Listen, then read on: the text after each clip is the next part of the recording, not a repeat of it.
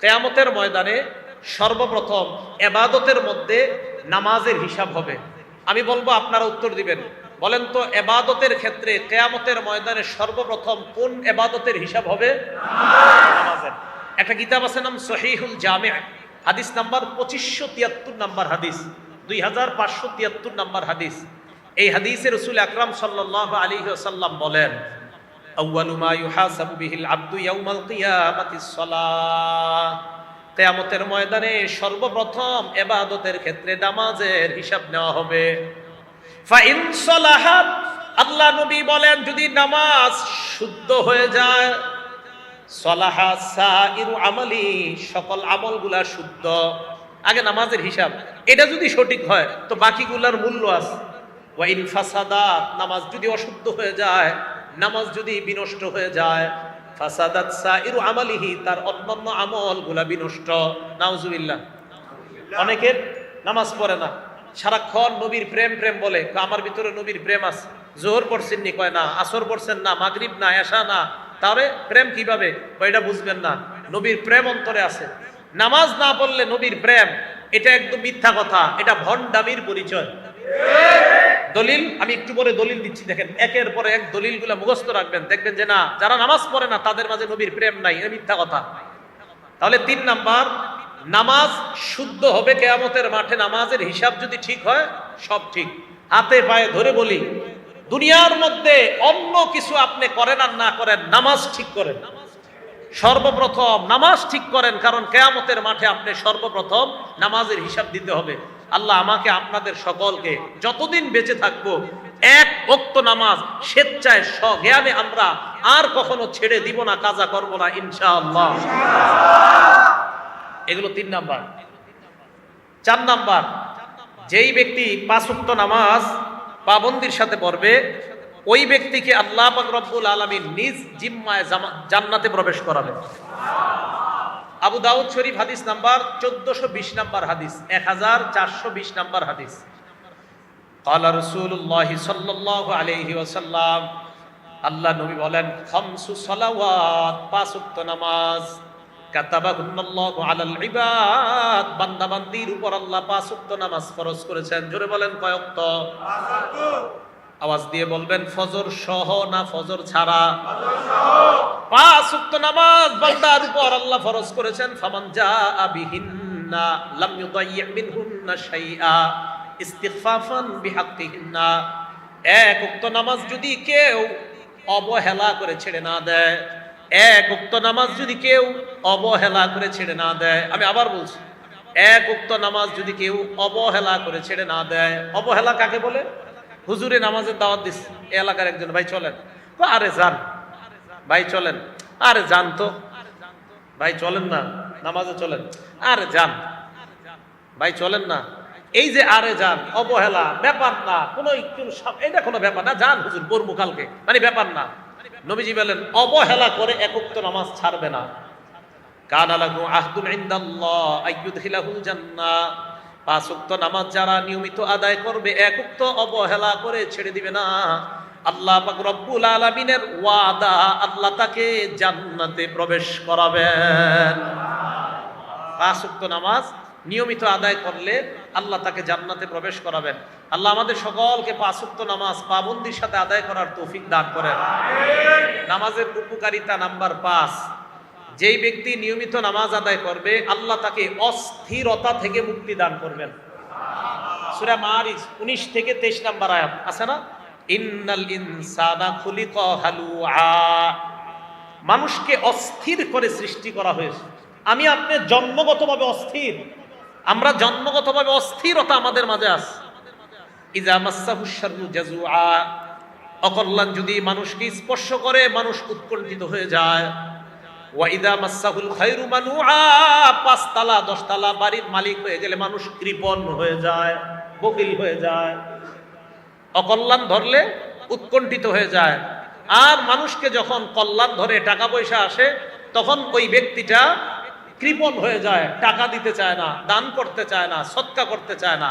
তবে ইল্লাল মুসাল্লিন আল্লাযীনা আলা সালাতিহিম দাইমুন, যারা নিয়মিত আদায় করে তারা কৃপণ হবে না, তারা উৎকণ্ঠিত হবে না, তারা অস্থির হবে না।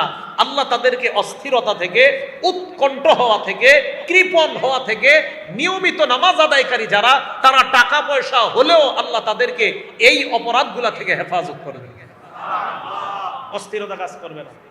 টাকা, এই 5 নাম্বার উপকারিতা। 6 নাম্বার, নামাজ অশ্লীলতা এবং অপছন্দনীয় কাজ থেকে বাধা দেয়। অশ্লীলতা এবং অপছন্দনীয়, এই জায়গাটা বুঝেন সবাই। আমাদের অনেক যুবক ভাইয়েরা কয়, হুজুর এত নামাজ পড়ি, নামাজ পড়ার পরেও তো আমি খারাপ কাজ ছাড়ি না, আমি খারাপ কাজ ছাড়ি না। সূরা আনকাবুতের 45 নম্বর আয়াত আল্লাহ বলেন, ইন্নাস সালাতা তানহা আনিল ফাহশাই ওয়াল মুনকার, নিশ্চয়ই নামাজ অশ্লীলতা এবং অপছন্দনীয় কাজ থেকে বাধা দেয়। একটু বুঝেন, আজকে এশার নামাজ পড়লেন যারা, এশার নামাজ মনে করেন 25 মিনিট লাগলো আপনার পড়তে।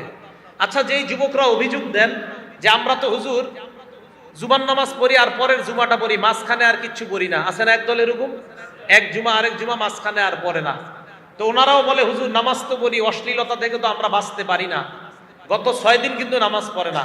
আচ্ছা বলেন তো, 1.5 ঘন্টায় 6 দিনে কয় ঘন্টা হয়? প্রতিদিন 1.5 ঘন্টা হলে 9 ঘন্টা। প্রতিদিন 1.5 ঘন্টা হলে 6 দিনে কয় ঘন্টা হয়? 9 ঘন্টা। কিভাবে? আপনি 5 ওয়াক্ত নামাজ যদি মোটামুটি ভাবে পড়েন 1.5 ঘন্টা লাগবে 5 ওয়াক্ত, তো 1.5 ঘন্টায় 6 দিনে হয় 9 ঘন্টা। এই 9 ঘন্টা তো আপনি গুনাহ করবেন না, এটা নিশ্চিত। বুঝাইতে পারি নাই? এই 9 ঘন্টা তো আপনি গুনাহ করবেন না। আচ্ছা, আপনি এশার নামাজে আসলেন, মনে করেন এশার নামাজে আইসা আপনি 25 মিনিট নামাজে চলে গেল। নামাজের পর তাবলিগওয়ালার একজন বলল, ভাই তালিমে বসেন। আপনার মন না চাইতেও আপনারা ধইরা তালিমে বসাইছে। তালিমে বসার পর লজ্জায় উঠতে পারতেছেন না, কেমনি উঠি, আরো 25 মিনিট গেছে তালিমে। আগের 25 আর এই 25-এ কয় মিনিট হইল?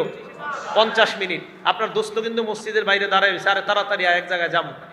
মসজিদ থেকে বের হওয়ার সময় ইমাম সাহেব কয়, কেউ কেমন আছো তুমি? হঠাৎ মসজিদে, মাশাআল্লাহ ভালোই তো, তালিম বসছো না?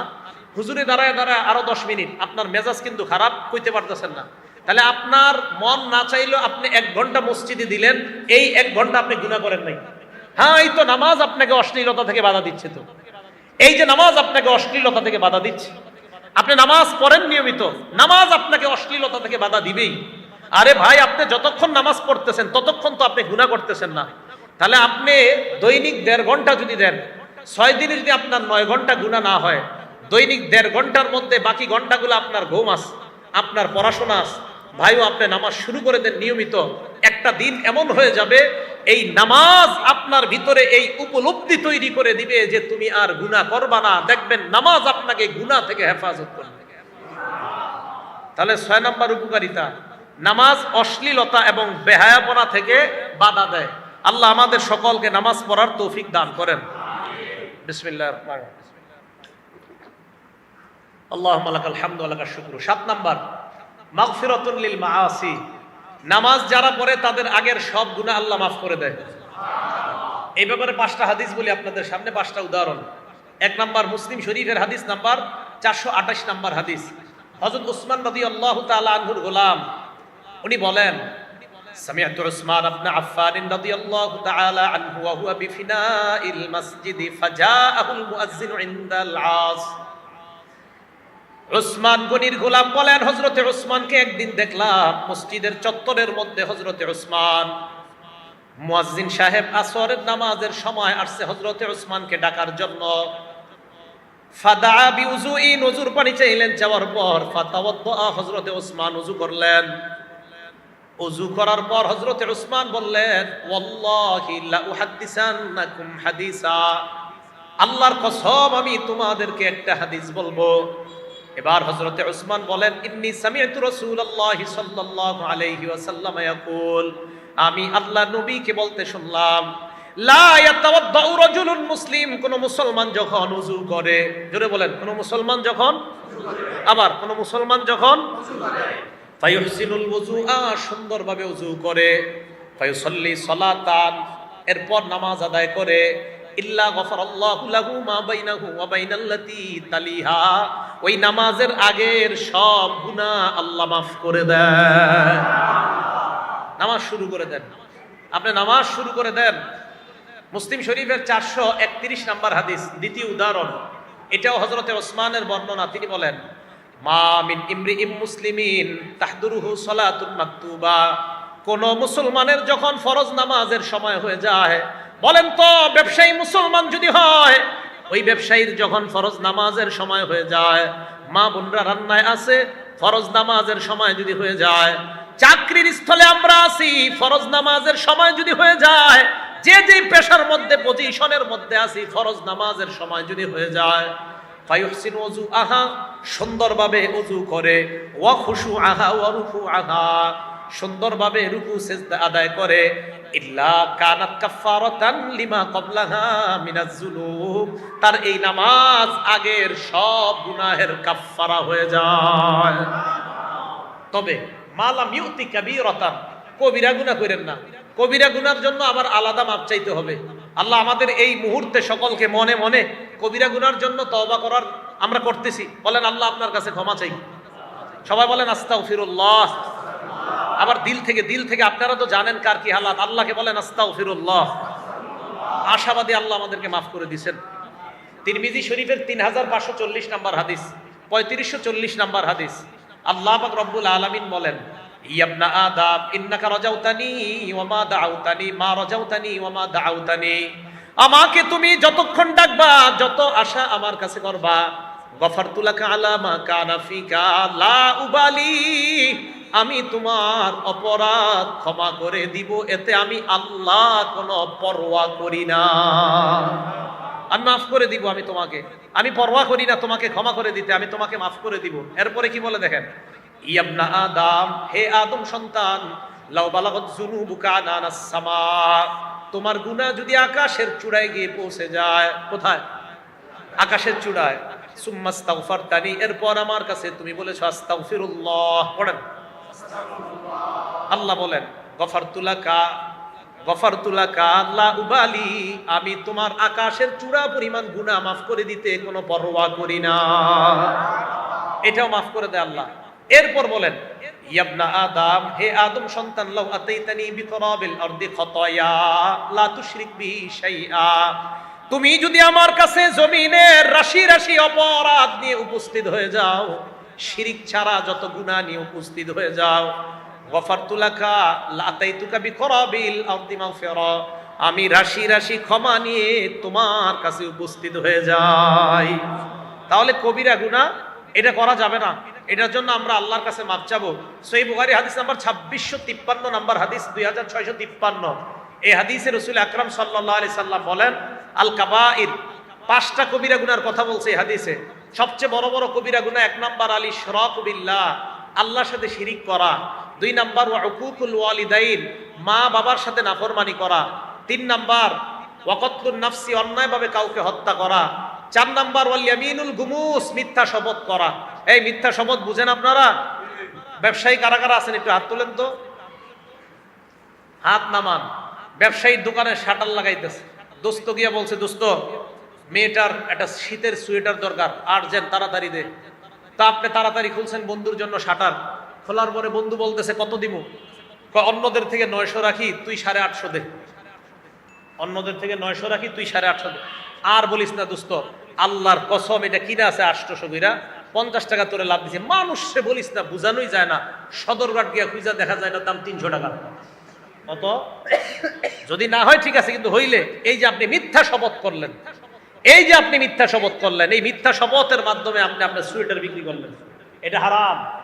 5 নাম্বার শাহাদাতু জুর, মিথ্যা সাক্ষী দেওয়া হারাম। অপরাধী নিরপরাধ হয়ে যায়, নিরপরাধী অপরাধী হয়ে যায় মিথ্যা সাক্ষীর কারণে, ঠিক না? এই কবিরা গুনাহ করা যাবে না। তাহলে নামাজ সগীরা গুনাহ মাফ করে দেয়, আশা করা যে কবিরা গুনাহও আল্লাহ মাফ করে দেয়, বলেন আমিন। মনে আসেনি? উদাহরণ নাম্বার 2 দিছিলাম মুসলিম শরীফের। 3 নাম্বার উদাহরণ মুসলিম শরীফের 440 নাম্বার হাদিস।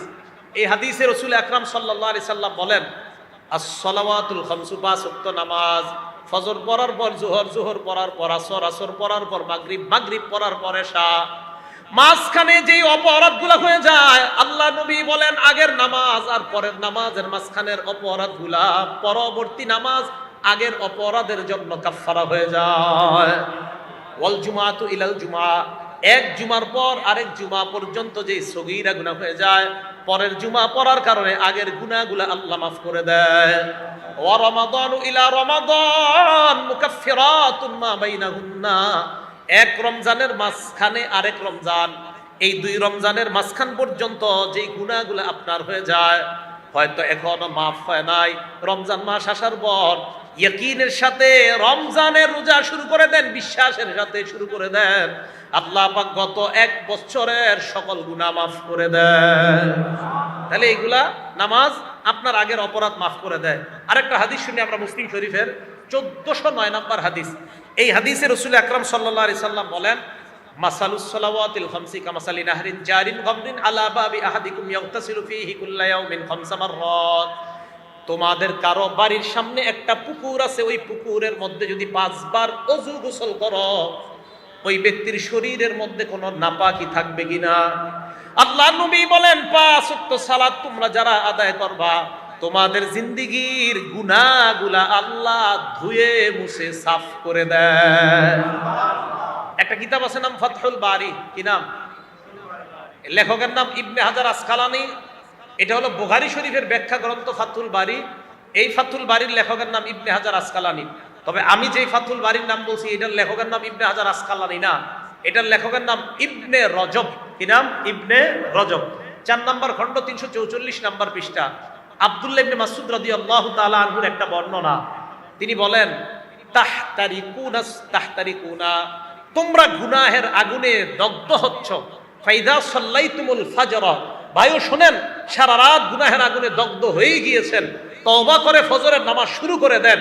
ফাইদা সাল্লাইতুমুল ফাজর গসালাতহা, যেই মাত্র ফজর পড়বা, তোমার এই যে গুনাহের আগুনে তুমি দগ্ধ হয়েছ, এই আগুনে দগ্ধ হওয়া শরীরকে ফজরের নামাজ ধুয়ে মুছে সাফ করে তোমাকে আবার নতুন মানুষ বানায় দিবে। এইভাবে এশা পর্যন্ত প্রত্যেকটা নামাজ। নবীজি বলেন, সুম্মা তানামুনা হাত্তা তাস্তাইখিজুন, আজকে দেখে নিয়ত করেন যে আমি ফজরের আগে যা গুনাহ হয়ে গেছে আমার, কালকে ফজর পড়েন, পড়ার পর এরপরে কালকে এশা পর্যন্ত। নবীজি বলেন, নবীজি সাহাবা আব্দুল্লাহ ইবনে মাসউদ বলেন, এরপর এশাটা বইরা ঘুমায়া যাও।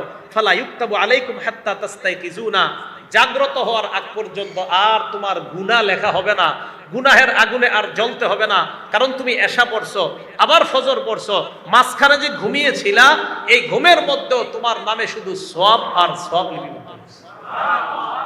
তাহলে নামাজ গুনাহ মাফ করে দেয়। আল্লাহ আমাদের সকলকে 5 ওয়াক্ত সালাত জামাতের সাথে আদায় করার তৌফিক দান করেন। কয় নম্বর উপকারিতা গেল? 7 না 7 কি চাই? 1 নাম্বার নামাজ মনের শান্তি, 2 নাম্বার নামাজ নূর, 3 নাম্বার নামাজ শুদ্ধ, সব শুদ্ধ, 4 নাম্বার নামাজ পড়লে জান্নাত, 5 নাম্বার নামাজ অস্থিরতা থেকে মুক্তি, 6 নাম্বার নামাজ অশ্লীলতা অপছন্দনীয় কাজ থেকে বাধা দেয়, 7 নাম্বার নামাজ গুনাহ মাফের কারণ। আপনারা ভালো ছাত্র হইতে পারেন নাই, হ্যাঁ? ছাত্ররা মন দিয়ে শুনতে হবে, ঠিক না? এজন্য আমরা চেঞ্জ করে ফেলবো পুরো দুনিয়াকে ইনশাআল্লাহ। কোরআন সুন্নাহের মাধ্যমে প্রত্যেকটা মাহফিল আমাদের কোরআন সুন্নাহর ক্লাস হবে। প্রত্যেকটা মাহফিল কোরআন সুন্নাহর ক্লাস, প্রত্যেকটা মসজিদ জুমার দিন কোরআন সুন্নাহর ক্লাস হবে। আপনারা এলাকার কিছু মানুষ হুজুরে যেদিন কোরআন সুন্নাহ একটু বেশি কয়, ওই দিন হুজুরের নামাজের পরে কোন কি হুজুর আজকে একটা ঘটনাও কইলেন না, খালি কোরআন হাদিস কইলেন। বেচারায় আপনাকেও এরকম ঠেলাঠেলির কারণে এরপরে চিন্তা করে অন্য একটা কিছু বলা যায় কিনা।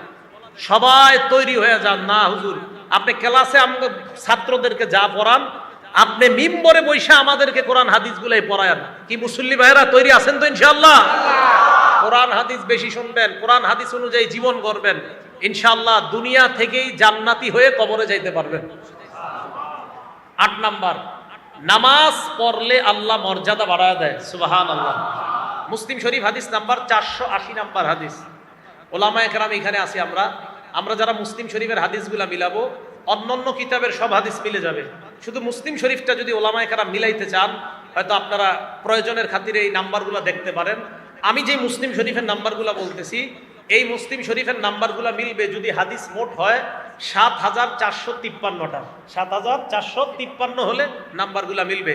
কারণ আমাদের কওমি মাদ্রাসায় যে মুসলিমের নুসখাটা, এখানে হাদিস সংখ্যা বিলা তাকরার আছে 3033টা, আর আমি তাকরার সহ বলতেছি হাদিসগুলা, এক্ষেত্রে হাদিস সংখ্যা হবে 7453। অন্যগুলা মিলবে, বুখারী আর যা যা আছে সব মিলে যাবে।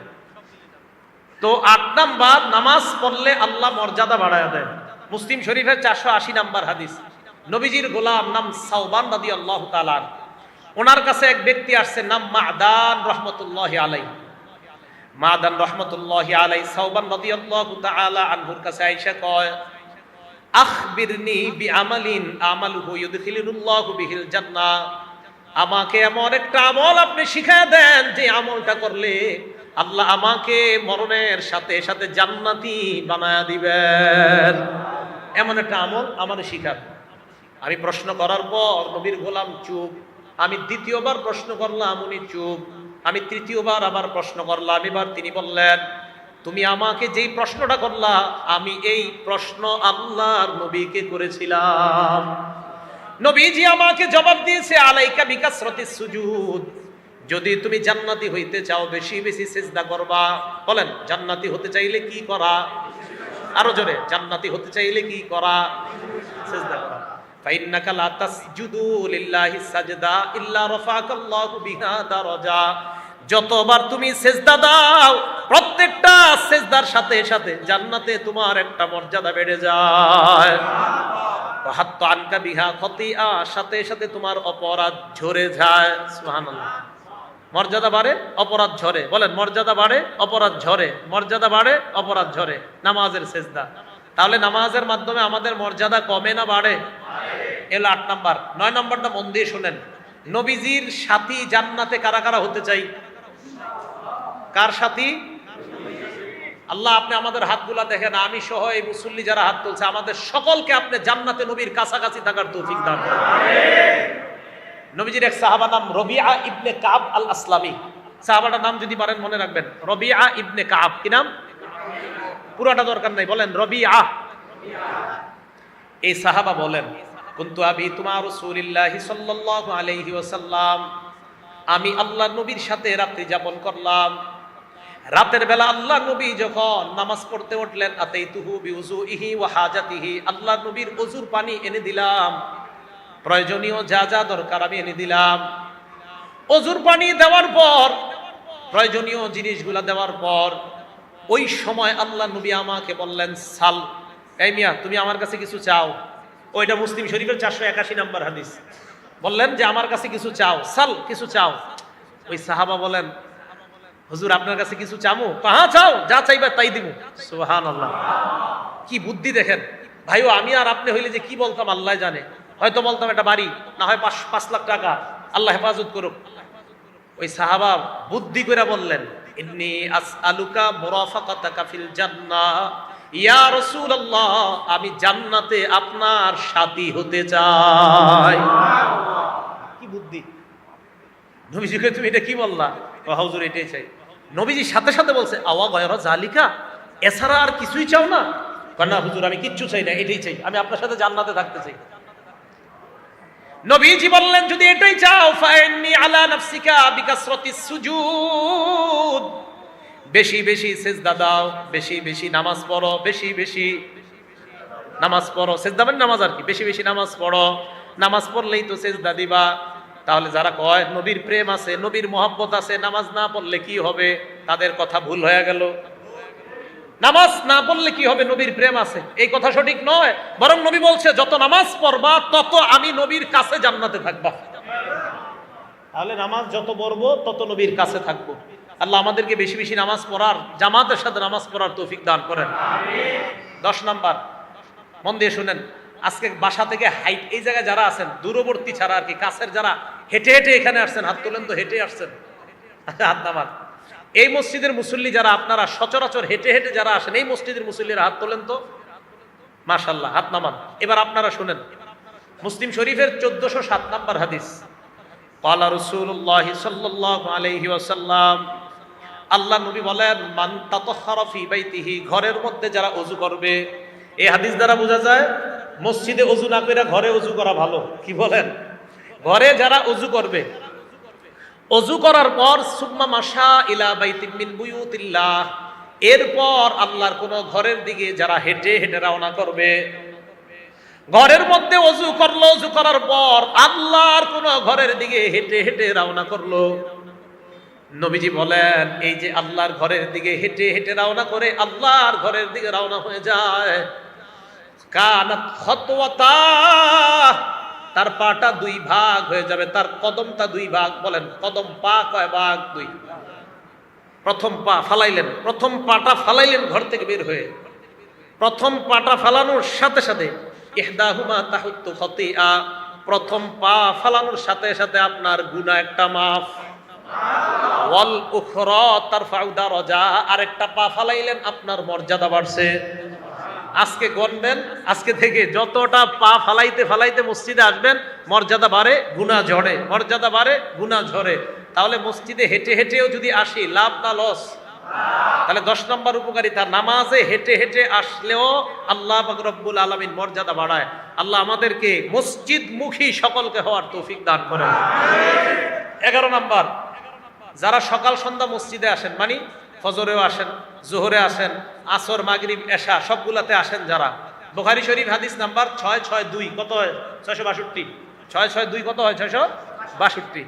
ক্বালা রাসূলুল্লাহ সাল্লাল্লাহু আলাইহি ওয়াসাল্লাম, আল্লাহ নবী বলেন, মান গাদা ইলাল মসজিদি ওয়া রাহা, কোন ব্যক্তি যদি সকাল সন্ধ্যা মসজিদে যায়, আ'আদাল্লাহু লাহু নুজুলাহু মিনাল জান্নাতি কুল্লামা গাদা ওয়া রাহা, যতবার আপনি মসজিদের মধ্যে গেলেন ততবার জান্নাতে আল্লাহ আপনার জন্য মেহমানদারি প্রস্তুত করে নেন। তাহলে কতবার আপনি আইছেন? পেট কিন্তু রেডি করেন জান্নাতে খাওয়ার জন্য। সুবহানাল্লাহ। যারা নামাজি আপনারা জান্নাতে ভরপুর খাবেন। যারা জান্নাতি, যারা নামাজি হবেন, জান্নাতে আপনাদের নাজ নেয়ামতের শেষ নাই। কারণ দিনে 5 বার আপনাদের জন্য মেহমানদারি তৈরি হচ্ছেই, হতে চলতেছে। তাহলে কি পরিমাণ মেহমানদারি আল্লাহ নামাজিদের জন্য প্রস্তুত করে রাখছে। এটা হলো 11 নম্বর প্রতিদান, নামাজির জন্য জান্নাতে মেহমানদারি প্রস্তুত হয়। 12 নম্বর প্রতিদান, আজকে আপনারা এশা বইরা কারা কারা এখনো বাসায় যান নাই? দেখি, যান নাই না? মাশাআল্লাহ, হাত নামান। আচ্ছা, অন্যরা সমস্যা নেই, আমিও তো পড়ি না এই জায়গায়, বাইরে থেকে আসছি। নবীজি সাল্লাল্লাহু আলাইহি সাল্লাম বলেন, যাদের এখনো উযু আছে এবার হাত তোলা দরকার নেই। ক্বালা রাসূলুল্লাহ সাল্লাল্লাহু আলাইহি ওয়াসাল্লাম, আল্লাহ নবী বলেন, আল মালা, ও বুখারী হাদিস নাম্বার 2119, এই হাদিসটা বুখারী 2119 নম্বর হাদিস, 2119।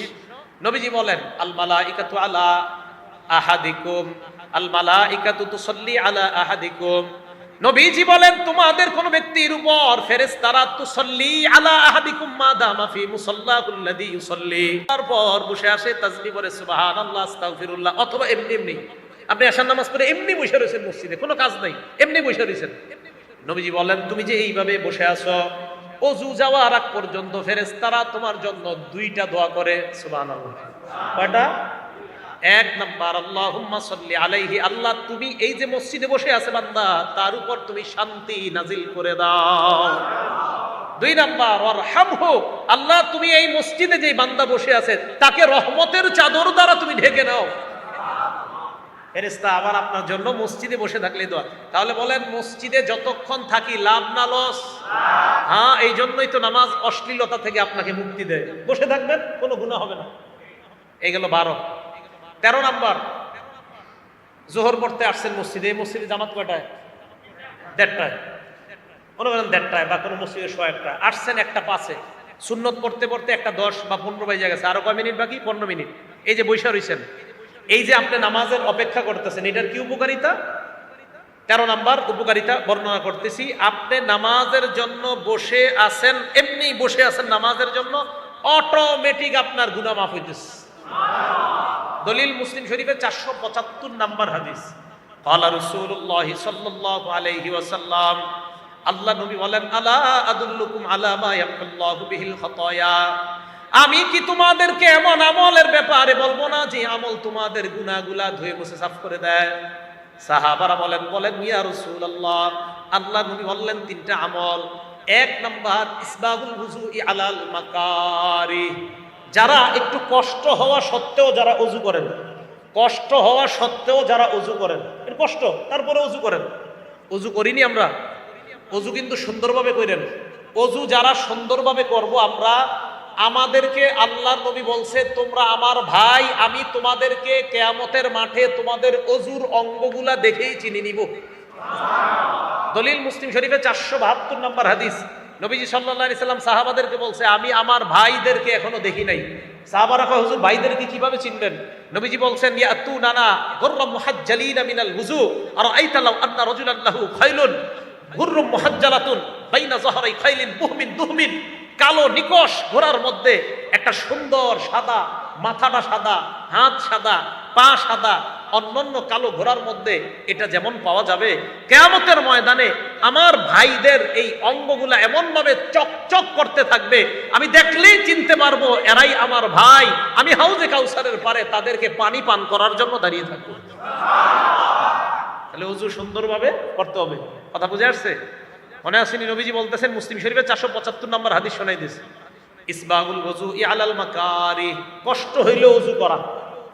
2 নাম্বার ওয়া কাসরাতুল খুতা ইলাল মাসাজিদ, যত বেশি হাইটা মসজিদে যাওয়া যায় তত বেশি গুনাহ মাফ। কাসরাতুল খুতা, বেশি বেশি হাইটা যাওয়া। 3 নাম্বার, এক সাহাবা অনেক দূর থেকে আসতো মসজিদে, সাহাবারা কয়, মিয়া তুমি তো পারলো কাসাবেতে কোনো একটা ঘর বানায় নিতা, অথবা তুমি একটা বাহন কিনা নাও, এই বাহন দিয়ে আসবা।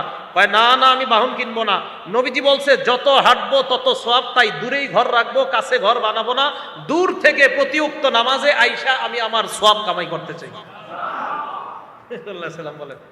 তাহলে 2 নাম্বার কাসরাতুল খুতা। 3 নাম্বার ওয়া ইন্তিজারুস সালাতি বাদাস সালাহ, নামাজের জন্য আপনি যদি অপেক্ষা করেন, নামাজের জন্য আপনি বসে আছেন, নামাজের অপেক্ষা, আল্লাহ পাক এই যে অপেক্ষা করতেছেন আপনার গুনাহগুলা ঝরে মুছে সাফ করে দেন।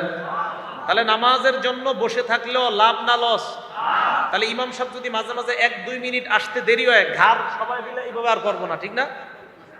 এবার ইনশাল্লাহ 2-3 জন কইছে 1 মিনিট দেরি হইলে সবার ঘাড় পিছনে যায় কেন বলেন? সিনেমা হলের লাইনে আপনি কখনো এরকম করছেন? তা তো করেন না। আপনি মসজিদে আসলে 1 মিনিট দেরি হইলে সবার ঘাড়, মানে হুজুরে আসে না কেন?